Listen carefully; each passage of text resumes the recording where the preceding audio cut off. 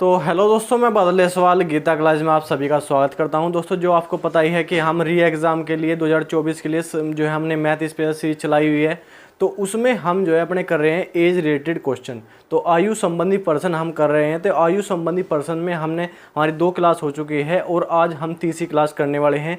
तो इसमें वही इंपॉर्टेंट क्वेश्चन हम करेंगे जो कि आपके एग्ज़ाम की दृष्टि से जो है इंपॉर्टेंट है और बहुत ही ज़्यादा पूछे जाते हैं। तो देखते हैं हम आज के हमारे क्वेश्चन क्या है। क्वेश्चन नंबर हमारा 4 होने वाला है। ABC की वर्तमान आयु का योग 90 वर्ष है। 10 वर्ष पूर्व उनकी आयु का अनुपात 1:2:3 था।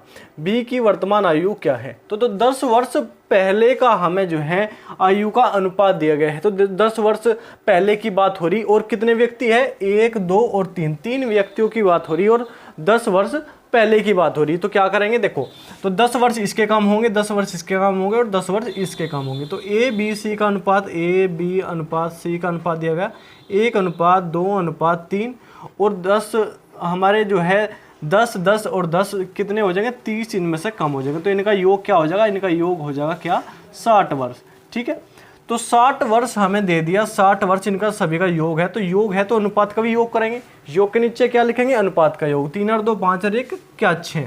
और बी की वर्तमान आयु हमें निकालनी। तो बी की वर्तमान आयु का अनुपात हमारे पास है नहीं है। तो हमारे पास कौन सा अनुपात है? हमारे पास है 10 वर्ष पूर्व का अनुपात। ठीक है, तो 10 वर्ष पूर्व का बी का अनुपात क्या है? 2। तो 2 से गुणा कर देंगे और इसमें क्या जोड़ेंगे हम? इसमें जोड़ेंगे हम जो हमने घटाया था। क्या?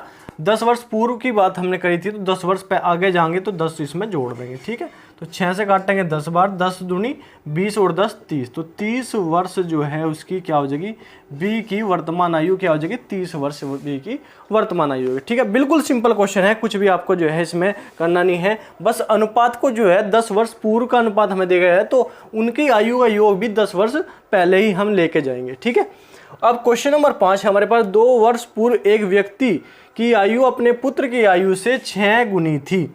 18 वर्ष बाद उनकी आयु पुत्र की आयु से दुगनी होगी। उनकी आयु का क्रम क्या है? क्रम से देखो, हमें जो है ऑप्शन दिए गए 32 वर्ष 7 वर्ष, 34 वर्ष 9 वर्ष, 36 वर्ष 11 वर्ष, इनमें से कोई नहीं। तो ये हमें जो है ऑप्शन दिए गए, तो ऑप्शन से ही इसे निकालेंगे, बहुत जल्दी हमारा जो है क्वेश्चन हो जाएगा। ठीक है, तो देखो क्या कहा? 2 वर्ष पूर्व एक व्यक्ति की वर्तमान आयु। तो सबसे पहले तो ऑप्शन में से हमें 2 वर्ष घटाने पड़ेंगे। इसमें से 2 वर्ष घटाओगे तो क्या होगा? 30। इसमें से 2 वर्ष घटाओगे तो क्या होगा? 5। ठीक है, तो 2 वर्ष पूर्व उनकी आयु पुत्र की आयु से 6 गुना। तो पुत्र की आयु से 6 गुना है क्या? 5 30। तो ठीक है, 6 गुना है। 18 वर्ष बाद उनकी आयु पुत्र की आयु से दुगनी होगी। 18 वर्ष बाद की बात हुई। तो 18 वर्ष बाद अगर इसमें 18 जोड़ेंगे तो देखो 18 जोड़ेंगे तो यहाँ पे क्या हो जाएगा? 18 जोड़ेंगे क्या हो जाएगा? 18 जोड़ दो। 18 जोड़ेंगे तो क्या? 8 और 5 13 का 3 कहाँ से लगे? 1 2 और 1 23। ठीक है, और इसमें 18 जोड़ेंगे तो क्या हो जाएगा? ये हो जाएगा हमारा, क्या हो जाएगा? ये हो जाएगा 48। ठीक है, तो 23 दूनी 40, ये नहीं हो सकता। ठीक है, तो हमारे पास क्या है? ये हम जो है अगर एक हमारी एक जो हमारी वैल्यू जो है सही बैठेगी लेकिन दूसरी नहीं बैठ रही। तो दूसरी क्यों नहीं बैठ रही? 18 वर्ष बाद की बात हुई। तो 18 वर्ष अगर 32 में 18 हम जोड़ेंगे, 32 में प्लस कर दो 18, तो क्या आ जाएगा? 8 और 10 की 0 हंस लगे 1, 3 और 1 4 और 1 5। तो ठीक है, क्या आ जाएगा? 50 आ गया। अब 7 में 18 जोड़ेंगे, प्लस 18 करेंगे तो क्या आ जाएगा? 7 और 7 14, 15 का 5 कहाँ से लगे? 1 और 1 2। तो 25 दूनी 50। क्या कहा था? दुगनी हो जाएगी। तो बिल्कुल दुगनी हो रही है, इसकी क्या हो जाएगी? दोगुनी हो जाएगी। तो ऑप्शन नंबर ए बिल्कुल करेक्ट है। और दोनों जो इक्वेशन है जो हमें 2 बार बोला गया है कि इस पुत्र की आयु से 6 गुनी और जो 18 वर्ष बाद उनके पुत्र की आयु से 2 गुनी, तो दोनों जो है हमारी ये जो हमें शर्तें बताई गई है, दोनों शर्तें जो है इस पे लागू हो रही है। क्वेश्चन ऑप्शन नंबर ए पे 32 वर्ष और 7 वर्ष पे हमारी दोनों शर्तें जो है इस पे बिल्कुल सही बैठ रही। तो ऑप्शन नंबर 1 32 वर्ष और 7 वर्ष हमारा जो है सही आंसर होगा। ठीक है, तो ऑप्शन से भी हम इन क्वेश्चन को कर सकते हैं। जो भी हमें बोला गया है वो ऑप्शन में रख के देख लेंगे। अगर ऑप्शन से मैच कर रहा है तो मैच करेगा तो ऑप्शन है, हमारा उत्तर सही है, और नहीं तो कोई बात नहीं। अब क्वेश्चन नंबर 6 हमारे पास कमला का विवाह 6 वर्ष पूर्व हुआ। उसकी वर्तमान आयु उसके विवाह के समय की आयु से 5/4 गुनी है। कमला के पुत्र की आयु उसके आयु का 1/10 है। उसके पुत्र की वर्तमान आयु क्या है? अब देखो, कमला का विवाह 6 वर्ष पूर्व हुआ। अब कमला का विवाह के समय आयु विवाह के समय आयु और जो है ये वर्तमान आयु, एक होगी हमारे पास वर्तमान आयु। तो इसमें अंतर क्या बताया, मतलब विवाह उन्होंने बताया कि 6 वर्ष पहले हुआ था, ठीक है, और उसकी वर्तमान आयु उसके विवाह के समय की आयु से विवाह के समय की उसकी आयु क्या बताई गई, से 5/4 है, तो 4 इसकी विवाह के समय की आयु हो जाएगी और जो है 5 जो है वर्तमान आयु। तो इसका अनुपात होगा 4:5, ठीक। और इनमें जो गैप है वो 6 वर्ष का है, मतलब इसका जो अंतर है वो क्या है, 6 वर्ष का है अंतर।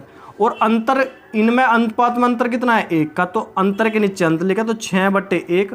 हमें क्या निकालना, हमें निकालना कमला की वर्तमान आयु, वर्तमान आयु निकालनी, तो वर्तमान आयु अनुपात से गुणा कर दें, गुणा 5, तो ये कितनी होगी 30। तो कमला की वर्तमान आयु 30 वर्ष होगी, तो उसके पुत्र की, कमला के पुत्र की आयु उसकी आयु का 1/10 है, तो पुत्र की आयु हमें निकाल लेंगे, पुत्र की आयु निकाल लेंगे, तो 30 गुणा 1/10, 1/10 0 से 0 कट जाएगा, तो क्या आ जाएगा 3 वर्ष। तो पुत्र की आयु कितनी आ गई, 3 वर्ष आ गई, ठीक है। तो इस प्रकार हम जो है क्वेश्चन को निकाल सकते हैं। ऑप्शन भी इसका तरीका है, ऑप्शन भी इन क्वेश्चनों का तरीका है, और सिंपल लैंग्वेज भी इनका तरीका है। जिस तरह हमें लैंग्वेज बोला गया उसी तरह हम जो है इन क्वेश्चन को कर सकते हैं। कुछ भी जो है ज़्यादा इनमें हार्ड नहीं है, ना आपको जो है ऐसा लगेगा कि हाँ इस क्वेश्चन को हम नहीं कर सकते, ठीक है। तो इसमें हम जो है बहुत ही बेहतरीन ये क्वेश्चन है, ये क्वेश्चन भी है कि जिसमें आपको ये सोचने की जरूरत नहीं है कि इस तरह क्वेश्चन करें या ना करें, इंपॉर्टेंट क्वेश्चन है, ठीक है। तो ये थे आज के क्वेश्चन बहुत ही इंपॉर्टेंट है, और 1-2 क्लास में जो है ये आपकी जो है पूरा चैप्टर कंप्लीट हो जाएगा। ये चैप्टर इंपॉर्टेंट इसलिए है क्योंकि मैंने कई बार आपको बताया ये रीजनिंग में भी आता है और मैथ में भी आता है, तो ठीक है। तो आप अपनी प्रैक्टिस करते रहिए। क्वेश्चन में आपको कम करा रहा तो, लेकिन समझाने की कोशिश ऐसी कर रहा कि अगर आपने ये क्वेश्चन समझ लिया तो ये आप जो है कभी नहीं भूल लो, ठीक है। तो ठीक है, आज के लिए इतना ही। धन्यवाद। जय हिंद।